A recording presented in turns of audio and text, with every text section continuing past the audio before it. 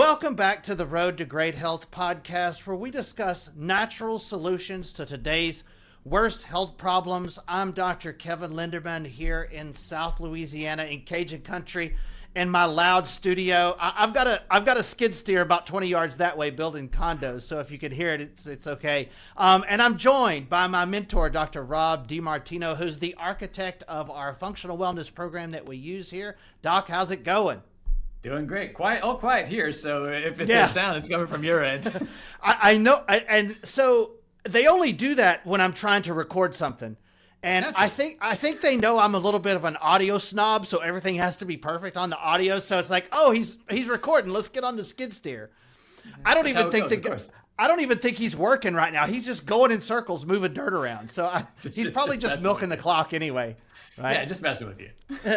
Doc, if you'll bear with me for a few minutes before we get started today, I've got to get something off of my chest because I was a little frustrated earlier today before we came on the podcast, and I know you get frustrated at sometimes about this same stuff too, but one of the most frustrating things that Dr. Rob and I do on a daily basis, and this is not something new. This started before Doc and I ever started college. But it's worse now than any other time in human history. And it is that we have, or the general American public has been convinced by the medical system that it's normal to be metabolically sick. You know, to get diabetes or psoriasis or autoimmune disease or dementias and cancers. All of it's either bad luck, bad genes, or it just happens sometimes.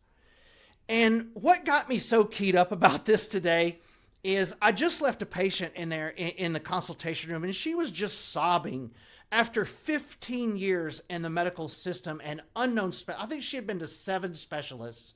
And in 2 days of testing, we figured out the actual pathway to getting her better. But they have spent years molding the American's mind about their health. And it's that you're sick for no reason, and we have to manage the decline. Now think about that for a second. Managing the decline of your health. You can manage it, but where's your health going? Decline. Yeah, and they will manage that decline all the way to an early grave. And Americans really deserve better. You know, America is now one of the sickest countries on the planet. You know, there's been a 683% increase in neurological disorders. You have all the autoimmunes. Alzheimer's doubled in 2 decades. You have kids getting these crazy cancers and Tourette's and autism and allergies that can kill them for, just out of the blue. We are more metabolically sick now than ever. And we have more coming against our body than ever as well. And people have been trained to believe this idea of, I contracted an autoimmune disease. No, you didn't. Your body is so confused, it's attacking itself. Your body can't even tell what's you and not you. Or, oh, I got cancer. No, you didn't. You grew cancer inside your body. But it's this idea that they've been warping the American's mind for the last 80 to 90 years now that all of this stuff is just normal, and it is not. And so Dr. Rob and I's mission, other than to be great dads, that's always number one for us, right? Always number one, yeah. But our mission is to be the tip of the spear at offering something different for the American people. Something different than a 5-minute office visit where you diagnose it, code it, bill it, prescribe it, and go on to the next patient and manage you to an early grave with 10 or 15 or 20 different prescriptions in your medicine cabinet. You know, the American people deserve better. And so we want to be the tip of the spear at showing you that there's a better way. And over the last 6 podcasts have been remarkably important. I mean, this is stuff that you've never heard of, but will absolutely allow you to live a longer, healthier life. Sorry to rant there, Doc, but it was one of those cases where I'm in there and the patient's crying and she's frustrated, and I think I might have got something in my eye during that time. I wasn't crying, But it I might have happens, got yeah. A lot of dust in these offices, I think. Yeah, I got some dust in my eyes crying with her in there. Yeah. But look, she's just frustrated. In 2 days, we found out what was actually wrong with her and developed a path to get her better. And you know, she had her mom in there. It was just one of those things like, these people deserve better than this, you know? Oh, I trust me. I feel that like deep in my chest when you were talking about that, Right. because it's the same conversation. I mean, the last 3 conversations I had is who's wheelchair bound, who's going blind, from autoimmune diseases, right? Whose life is completely destroyed, can't work anymore, and at the same time, just getting passed around, and then they'll say to me things like, "Well, I guess I just have to accept this as my new normal." Right. Absolutely not. Right. Absolutely not. Like, you don't have to accept that at all. But what it does mean is that what they're offering you in that centralized conventional ideology doesn't have a solution for it. And to a certain extent, you almost kind of can't be pissed at them. I'm pissed at them, but they can't really necessarily be pissed at them because they're telling you the truth. Yeah, well, from their perspective, right? From their perspective, they're like, look, we don't know what causes it. Right? We can't fix it. You can take the drugs. You have to take them forever, and we'll manage your symptoms until you decline. They're telling you the truth from their perspective. Now, is that the whole truth? Is there another way to do it? Yeah, absolutely. But they're telling you that. I mean, the insurance companies are honest too. The insurance companies like, we care about our shareholders. Our main goal is to make money, right? Our main goal is profit and loss. And if we make profit, that means you have to lose. They're all kind of telling the honest truth. And I know sometimes people will get mad when we be the tip of the spear, or get frustrated because like they want us to do it the way that it always been done. Well, this is different. Yeah. Well, yeah, it has to be, right? They just told you they don't know what causes it. Why would you think that they were going to be the ones that are going to be able to solve it for you? It's illogical. But, and that's, unfortunate that happened. I mean, fortunate that she found you and that you're going to be able to solve these things for her. But the flip side of it is it kind of rolls right into our topic for today, because how do you fix a problem that you don't know the cause of? Right. So if you ask your doctor what causes this and they tell you, I don't know, I don't care how long you go to them. I don't care how much money you spend on this. They're not going to fix it for you. Right. Like, it is not going to get well. Right. So hopefully a lot of the goal today, and even showing some, if we can figure out the tech side of showing some visuals, walk you guys through some of the ideologies of just that ideology of what causes some of this stuff. When they say we don't know, it means they don't know. Right. Doesn't mean nobody knows. Right. I actually posted something about this on my social media, and, I was talking about the cause of certain autoimmune diseases, and some guy commented, and of course, the internet's like the wild, wild west. You get all these crazy comments. The guy's like, if you have any conscience, you should publish this research on PubMed. And I said, where do you think I found this research? It's on PubMed. It's on PubMed. I didn't write this. I didn't come up with it. This research is on PubMed. Now, they've never shared it with you, and there's reasons for that, which will maybe another webinar, but it's already on there, man. And I said to him, I said, oh, hey, man, this is not me. This is on there. Here's a link to it. Happy for you to read it. Yeah. And he was kind of thrown by that, because he's thinking that this is something we created, and you'll be amazed when you go through this and when we show just how out there this already is. Yeah. Tons of research. Tons of research. The other thing that gets me too, that patients are told, is that the doctor will say, no one can fix this for you, or this is unfixable. There's no solution. So what that would mean, so think about that logically. That would mean that particular doctor is completely aware and knows all about every treatment on the face of the earth, and already can foresee how every one of those treatments is going to respond in that particular patient's body. Now, a doctor can say, I can't fix this, but to say this can't be fixed by any doctor, it's really not possible for a doctor to say that, and they should not say that. I can tell a patient, I can't fix you, but I can't tell you no doctors can fix you. Right. Yeah. It really means it's unfixable with the tools that we use. Right. Exactly. That's really what it means. It's unfixable by medicines. Yeah. Right. That doesn't mean it's unfixable. Do people get better? Yeah. I mean, I've had stories. I mean, people comment on my stuff all the time like, hey, I reversed this for myself. That's awesome. Yeah. Typically, you have a better chance of reversing it by yourself than you do with them if you just kind of go follow down, because it's not what those things are designed to do. Right. But if you're using therapies that aren't designed to fix it, again, you can be frustrated, but you can't be thrown off by the fact that it's not going to fix it. Right. But again, it's not how we're framed. You're right. It's 100% the framing of how they've beaten us down to think that this is the only way, this is the way you do it. And that's where the frustration lies.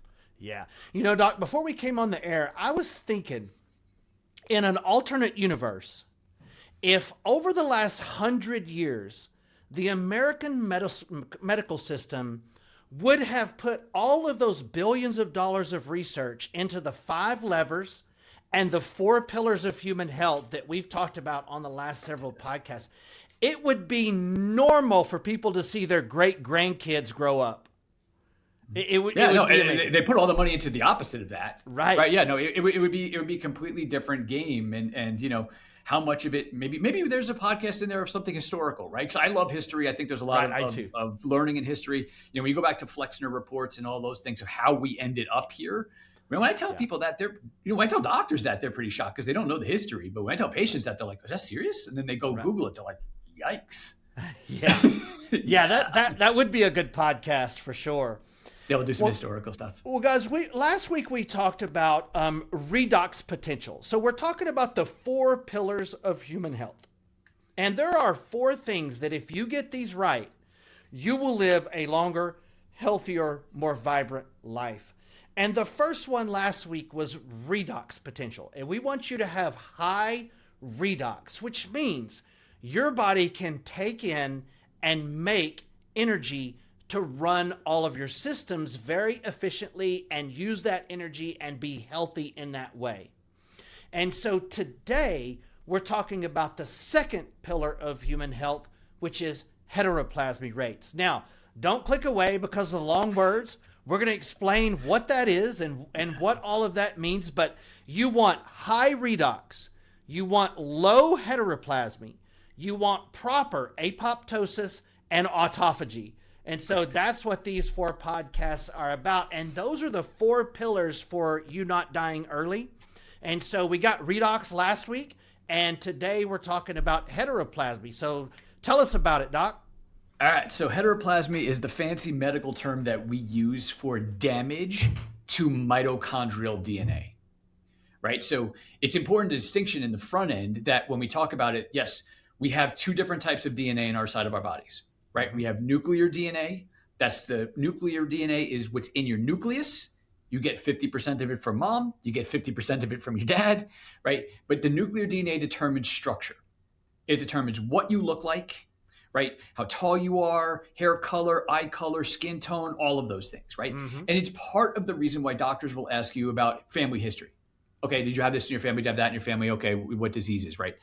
But we have a whole second set of genomics in the system as well, where we have mitochondrial DNA. Now, mitochondrial DNA is 100% from mom. You get none of it from your dad, right? So you get 100% of your mitochondrial DNA from your mom. And the mitochondrial DNA, we didn't even know it existed until about 40 years ago. But really only within the last 25, 20 years has really been where all of a sudden we've made this evolutionary idea of, oh my gosh, this mitochondrial DNA is actually significantly more important than the nuclear DNA, because the mitochondrial DNA, when that gets damaged, again, the term is heteroplasmy, but we'll call it mitochondrial DNA damage. When that gets damaged, that'll determine if you get a disease, right? Where you damage it will determine what specific type of problem you'll get. The more you damage it, the worse the problem gets. And the only role that nuclear DNA plays in this is what disease do you get then basically when you get to a detour. Wow. So mitochondrial DNA determines whether or not you get the disease. Nuclear DNA will determine which disease you may get. But if mitochondrial DNA is good, nuclear DNA doesn't become a problem because there is no detour to go down. So when people ask me like, well, what causes these diseases? You know, you'll see people throw out all this kind of crazy stuff. They'll be like, well, it's parasites or it's toxins or it's nutritional, whatever. The vast majority of time in chronic disease, the answer 80% of the time is going to be heteroplasmy rates, right? Damage to mitochondrial DNA. Now, to be fair, we don't have great testing for this. Now, I think that's purposeful, right? I think that's a purposeful thing that they don't really let us get great testing for it. But I think over the course of time, we're going to get some new ones. But you can read between the lines. But even at the end of the day, we don't really necessarily need that because these brilliant doctors, not me, again, I didn't write this research. It's on PubMed. I didn't write it. But brilliant doctors have already mapped this out for us, where we've mapped out over 300 different chronic diseases and shown, okay, if you damage your mitochondrial DNA in this point and you damage it 30%, you get diabetes. Now, if you damage a different part in 30%, you'll get autism. If you damage this part at 50%, you'll get neuromuscular disease. If you damage this portion at 70%, you get Alzheimer's. Different portion, you get Parkinson's. That's how linear it is. Them. Yeah, and it's literally like at 29%, you don't have it. At 30%, you flip over, and now all of a sudden you have this disease.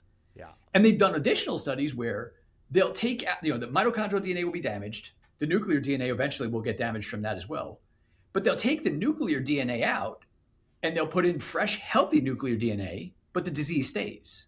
Mm-hmm. But if they take the mitochondrial DNA out and they put good mitochondrial DNA in with damaged nuclear DNA, disease goes away.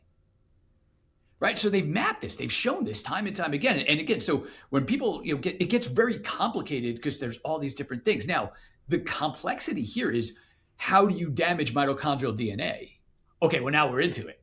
Right? Because now we're talking about 5 levers. Now we're talking about redox. We're talking about all of those things, right? So we have to get out of that idea of, okay, this is cause and effect. This damages at that percentage, at that spot, causes this disease. How do you damage that? Life. Right. All the things that you're saying is like kind of coming at us. We need to be able to make energy efficiently, right? We need to be able to protect that, and we need to have slips and checks, right? All the 5 levers, they keep this stuff healthy. Mm-hmm. But people kind of get thrown when I'm like, it's kind of quite that linear. But in a second here, I'll show the slide deck. And these are Google screenshots from PubMed, NIH, that shows this. Now, if you don't ask specific questions, you won't get specific answers. But it really comes down to that big of an ideology of, and this is such a powerful thing to know this, because now every decision you make when it comes to healthcare, you have to be like, is this repairing my mitochondrial DNA? Is this damaging my mitochondrial DNA? Is it repairing my mitochondria? Because if it's not, you end up being one of those people who call our offices, I already spent so much money on this. Mm-hmm. Yeah, man, I know. Did any of it go towards fixing mitochondria or mitochondrial DNA? Mm-hmm. No, I didn't even know that existed until I talked to you. Right. Yeah. Trust me, I can commiserate. How much money did we spend on school and seminars? Like, I'm a huge seminar junkie, and no one ever told me any of that. Right. Like, I figured it out on my own, reading research and finding the right mentors ultimately after the course of time. Like, it wasn't a course that taught me this. I wish it was. It would have been so much easier. Yeah. Yeah. And cheaper. Yeah, and way cheaper. I mean, and that's how we met, right? Because I was lucky enough to get mentors who passed this knowledge on to me, and then kind of synthesized it in a way that I could teach it and do some treatments for it. And it turns out that there was people who wanted to know that, and doctors like yourself who take your own time and effort and money to come to Las Vegas and through amid TSA shortages or whatever it is, and brave overnight flights. Uh-huh. Right, to get the information. But when you bring it back and then you sit with a young gal like you did today, it's all worth it. Because it makes it all worth it, man. It makes it all worth it because you have the answers. Yeah, absolutely. So when we say we want you to have low heteroplasmy rates, we are saying we want you to have low percentage of damaged DNA, damaged cells. We want your mitochondria to be healthy. And with redox, we want them to be able to take energy in. So take that energy in, and those mitochondria can use it so that you can solve problems and heal. And just to go back 1 second, our very first podcast, Dr. Rob and I talked about energetic debt. Mm-hmm. And so that's the general term that we talk about with patients whenever we talk about you're burning energy faster than you're making it. And that's why your body can't pay all its bills, and we have to fix that. So that's the real kind of layman terms to talk about these things. And what we're doing now, for those of you that are following the podcast, is we're actually talking about the science of that. This all still falls under the energetic debt and mitochondrial damage umbrella, but we're just exposing you to some of the actual science that we talk about when we're at seminars and we're in class, because our goal on this podcast is to give you more than just take your veggies and exercise. Our goal is to show you the science that what we do is, hardcore scientific cellular processes. And so, this is deep stuff we go into here, guys. Yeah. And, so with that, right, because everyone always looks at me like I'm crazy when I make these statements. And again, I understand it's a bold statement to come out and say, what causes it? And it's, heteroplasmy. I mean, I say this in front of doctors and they think that I'm nuts, but I'm going to try to share my screen here. Let's see if I can figure out how to get this to work. But Doc, you just tell me if you can see this on here. Can you see those screenshots? Yep. Yep. All right, cool. Yep. So these are screenshots that I took from Google, right? And I actually put up on board to kind of show. So here's one. Okay, so I just Googled what causes autoimmune disease, right? So it says autoimmune disease occurs when the immune system mistakenly attacks healthy cells, driven by a mix of genetic susceptibility and then basically everything else. So the medical world is in bed with this idea that when you damage your nuclear DNA, when they say genetic susceptibility, they mean nuclear DNA. So if you damage your nuclear DNA, you will get sick. And it doesn't matter the other triggers, you have to be genetically susceptible, right? But now let's ask a much more specific question, right? So mitochondria DNA damage and rheumatoid arthritis. It says mitochondrial DNA damage are significant factors in rheumatoid arthritis pathogenesis. So what does pathogenesis mean? Right? Genesis means the start, or the beginning of, and patho stands for pathology, the disease. Right. So it literally means it is the significant factor in the start of this disease that then leads to inflammation and joint destruction. So if you're uncomfortable with the word cause, trigger, start, pathogenesis, whatever you want, it means it starts this problem. And if they're good, it's not going to be there. Right. Now let's go again. Does methotrexate, which is the drug that they use for rheumatoid arthritis, right? So it's been around since 1955, got clinical approval in 1986. So it's a 40-year-old drug, nothing new. No, methotrexate does not cure rheumatoid arthritis. How many cases has it ever cured? Methotrexate has cured 0 cases of rheumatoid arthritis, but it's still the gold standard. Right. So what does methotrexate do? Well, methotrexate lowers these few specific inflammatory markers. Right, C-reactive protein, tumor necrosis factor alpha, interleukin-6, interleukin-1. Funny enough, Humira does the same thing, which is the second most common. So most people start with methotrexate, then they go to Humira. But Humira just lowers tumor necrosis factor alpha more aggressively and faster, right? That's all it does. So all this does is anti-inflammatory. So now here's the big question. Where do those inflammatory markers come from? Damaged mitochondria trigger the activation of all of those inflammatory markers that I just showed you. So when Doc was talking about they just treat symptoms and they manage your decline, because as your mitochondrial DNA are damaging and kicking off all of this inflammation, they let them keep damaging and they just try to manage the inflammation that they cause. Yeah. So of course it's going to be this steep decline, because if you don't do something to stop the inflammation at its source, basically you don't repair the mitochondria as it keeps damaging, it's just going to keep becoming more and more problematic. Now, mitochondrial DNA can damage inside the cell, or it can actually damage outside the cell. So you can damage the mitochondrial DNA, and then it gets ejected from the cell. And then once it's in the system, then your immune system is going to react to it because it's floating around. So let's go to the next one. Mitochondrial DNA damage in lupus. Oh, it plays a critical role in the pathogenesis of lupus. There's that word again. So let's play it again.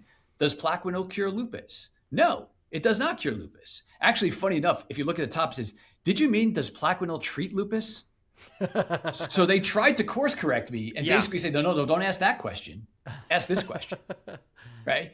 So what type of inflammation does Plaquenil cause? Oh, well, it causes tumor necrosis factor alpha, same one we saw in rheumatoid, and interferon. Okay, do damaged mitochondria create those? Sure do. So again, we are back to treating symptoms. Mitochondrial DNA damage in Hashimoto's. Damaging the DNA is the key factor in the pathogenesis of Hashimoto's. So does levothyroxine cure Hashimoto's, which is the treatment? No, it doesn't. All it does is give you the hormone that your thyroid is not creating anymore because its mitochondria are damaged. And they actually don't even do anything about the inflammation. They're just like, well, you're not going to die from this, so let it eat it up. Right. Mitochondrial DNA and ulcerative colitis. Now, ulcerative colitis is one where the mitochondrial DNA gets damaged, then leaves the cell, then the immune system reacts to it. Crohn's disease, again, pathogenesis, start of the disease, right? Again, if you're not comfortable with cause, triggers, start the disease, whatever, but I just think that would say cause, right? That to me, that rings out to cause, right? Right. Same thing with psoriasis. Psoriasis is mitochondrial DNA that gets damaged and leaks into the serum, into the blood. The more mitochondrial DNA you see in the blood, the worse it is, right? And that's with every one of these single diseases, right? Mm-hmm. Multiple sclerosis is a little bit different because it damages a different part of the mitochondria, and that's where you get pathogenesis. But then eventually that part damages the mitochondrial DNA. So we don't get pathogenic from mitochondrial DNA. You get it from a different part of the mitochondria. Mitochondrial DNA damage and Sjogren's. Again, the more mitochondrial DNA you see in the system, the worse the Sjogren's is. For platelet disorders, right? Thrombocytopenia. Again, pathogenesis for thrombocytopenia. I get people who send me questions about diseases all the time, so I just threw them in because they're fun. Yeah. Right. Just because these are unusual ones. Immune-mediated necrotizing myositis. Right. Not the most common one, but guess what? It is the often overlooked idiopathic inflammatory cause of that disease. Right. Dermatomyositis. Right. A really rare one. Pathogenesis. Right. Starting the cause of the disease. Right. So, I mean, again, you call that whatever you want to call that. Yeah. Right. And we could just keep going. Right. People send me them all the time, like alopecia. Pathogenesis, right? Starts the disease, guys. And this is where, to address it too, when you get a lot of those mitochondrial DNA that gets damaged and it spills out into the blood system, it looks like a parasite, acts like a parasite. So now all of a sudden, when you're on TikTok and you see everybody talking about parasite cleanses and parasites cause all these diseases, and if you do anti-parasite things, anti-parasite medications or anti-parasite type of cleanses, it helps. What it does is it cleans up the mitochondrial DNA that's gotten damaged and spilled out of your cells into the blood. But they're linking causality with that. Right. And it's not cause. Again, damaged cells, tired cells, cells that are not creating enough energy. One of my mentors always used to say, I think we talked about it in another podcast, the rats don't bring the garbage dump. The garbage dump brings the rats, right? Low energy is going to bring those things to the forefront. But that's why that's become such a fad. But you have to be able to read between the lines of these things because there's nothing that will say it. So again, all of that is PubMed. None of that is opinion. None of that is stuff that I did. But the big question is, do they have any drugs that treat mitochondrial DNA damage or mitochondria in general? The answer is no. So here we are having to do podcasts on our lunch hour, right? Squeezing it in between patients, just to try to get this information out there. Because when people say we don't know what causes this, but just take these drugs that have been proven to never cure any version of this ever, literally makes my skin crawl. So you got your ranting in the front end. Now I got my ranting with my slides. All right. We're even. Good deal, man. Good deal. So listen, a few final thoughts on some things in our modern environment that's actually driving our heteroplasmy rates up. In other words, what is damaging our DNA? And I know it's the typical list, the EMFs and toxins and blue light and all those things, but what would you say is the top 3 or 4? But the big concern now is that obviously the EMFs are a totally different thing because you're talking about microwave radiation, right? When we move to 5G, you're talking about microwave radiation, right? And most people will know in cancer therapies, they do radiation to destroy what? To destroy the bad genes so that those cells die off, right? Yeah. So the same ideologies, genes don't, our DNA does not like radiation in any form, whether it's, radiation for cancer treatment, whether it's a microwave in the other room, you wouldn't stick your head in it. You wouldn't put Bluetooth. That's why I have these ridiculous headphones on, right? You don't use EMF stuff around your head, right? Right. But so EMF is a huge portion of it.